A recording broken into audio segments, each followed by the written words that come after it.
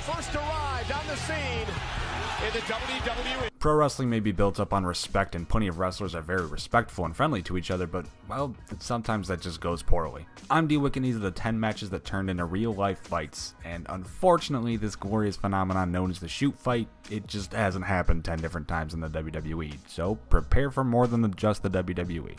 Number 10, Brock Lesnar versus Braun Strowman. Holy shit, if there was ever a real-life fight to actually watch, it'd be this one. Brock Lesnar is just about the most dominant man in the world of professional wrestling, and if anyone could take this crown from him, it'd be Braun Strowman. While WWE stupidly made this match a joke in comparison to what it should have been in favor of setting Brock up to take on Roman Reigns, again, this matchup from No Mercy 2017 had its moments.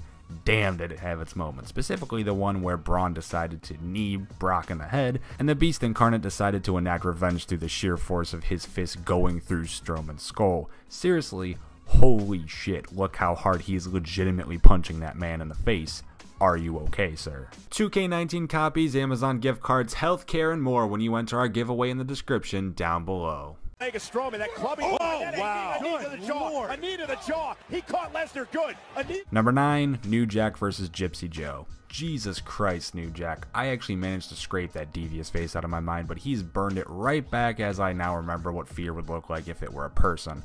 New Jack is something of an anomaly in the world of professional wrestling, because as most people are trying their hardest not to hurt their opponents in the ring, New Jack just doesn't care. If you piss off New Jack is killing you, which Gypsy Joe, a 69-year-old man, learned as Mr. Jack decided to literally beat the shit out of this old man.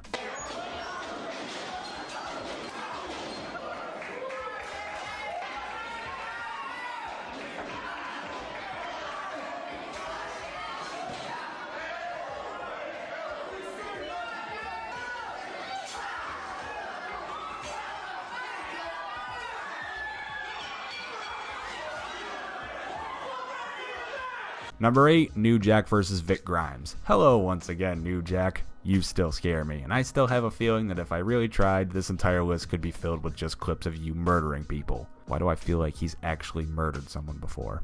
Oh yeah, maybe it's because he tried to on live TV before. I am not kidding. Vic Grimes found himself on top of a scaffold with New Jack behind him and countless tables set up below him, which is my new nightmare. And he almost met God when New Jack launched the man down below. Grimes doesn't exactly land on the tables correctly, and it's because New Jack was trying to throw Grimes away from the tables that were designed to break his fall. New Jack literally tried to throw a man to his death in front of a paying audience.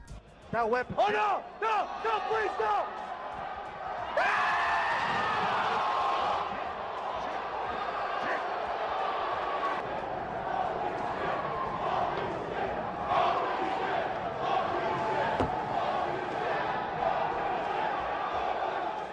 Number 7, Bruiser Brody versus Lex Luger. This one's just fucking weird. Just weird. During a match way back in the 80s, Lex Luger was taking on a legendary brawler, Bruiser Brody, and for some reason, they just eventually turned into a legitimate fight. I mean, seriously, neither man has ever explained it. No one knows what actually happened. Neither man disliked each other prior to this or after the match. Like, they just happened to have a little bit of a real-life scuffle. And it's just fucking weird.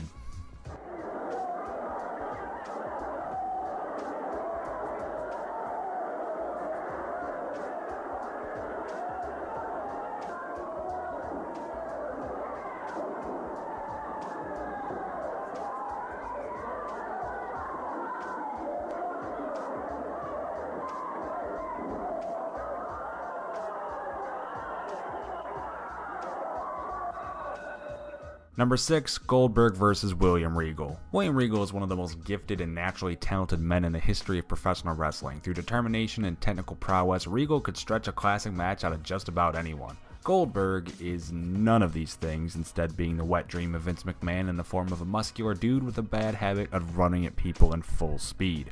Goldberg's infamous streak gained him notoriety, and for the most part, it's because he would just kill people and then move on. But Regal decided to do his thing and actually wrestle the man, and well, it was a damn disaster. About it being one of his toughest tests, and so far it has been just that. It has been a different test for Goldberg. A break, and Regal again into the head. No, I was going to say that right here. That's what it is. Series of knee lifts by Regal. Goldberg trying to fight back. Tried a spinning neck breaker, did not really connect. It's more of a wrestling match than we anticipated, guys. And that was based on solely Goldberg's stellar track record so far. Number 5, Perry Saturn is pissed. Notice how the intro for this entry, I didn't do Perry Saturn versus Mike Bell, the jobber who faced off against Saturn in this match. That's because I wouldn't really consider this one a fight so much as I'd consider it a fucking beatdown.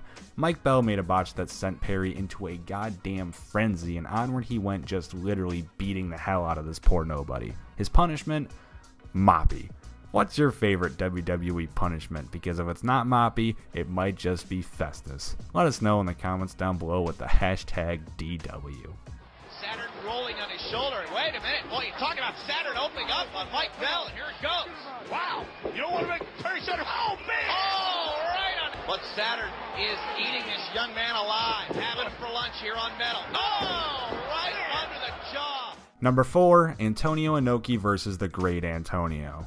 When you're a segment so infamous that even Bill Burr has covered it before, you know something just beautiful has taken place. This is another one that in theory could just be Antonio Inoki is pissed, because here's pretty much how this one goes. The Great Antonio is so big that he no-sells every move Inoki throws at him, and Inoki gets pissed off and decides to kill this big fat man. His punishment?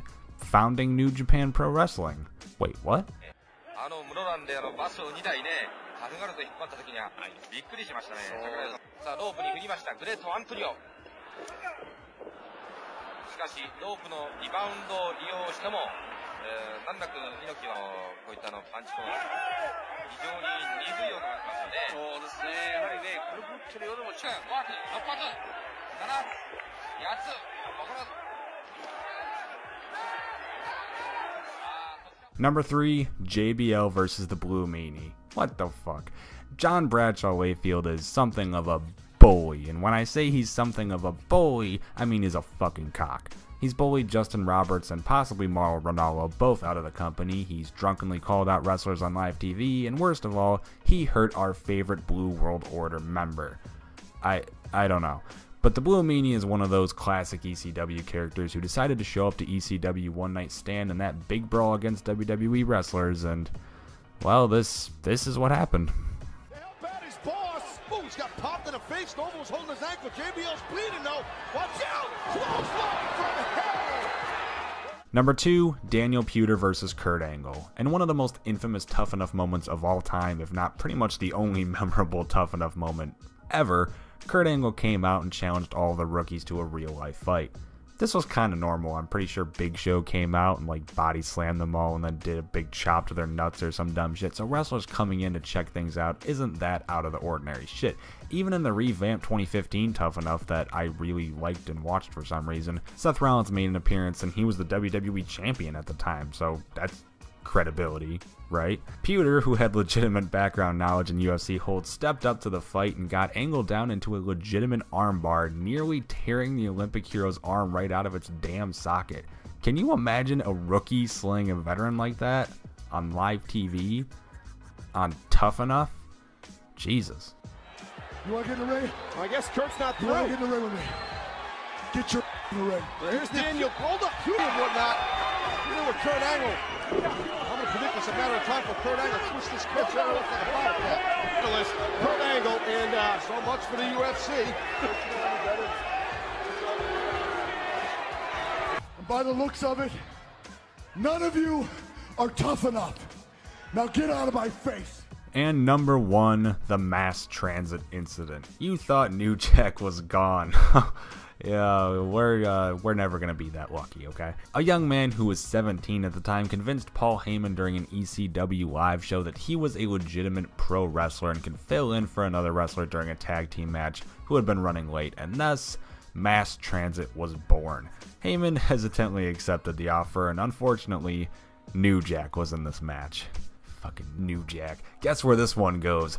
Words cannot describe how awful this ended up being for the poor kid, but hey ho, let's try it anyways. The adolescent was brutalized, he was bloodied, he was stabbed in the head with a goddamn fork, and he even took a steel chair to the head, which might not seem that bad in comparison to that fork in the head, but this was 90s ECW. That steel chair was literally a steel chair.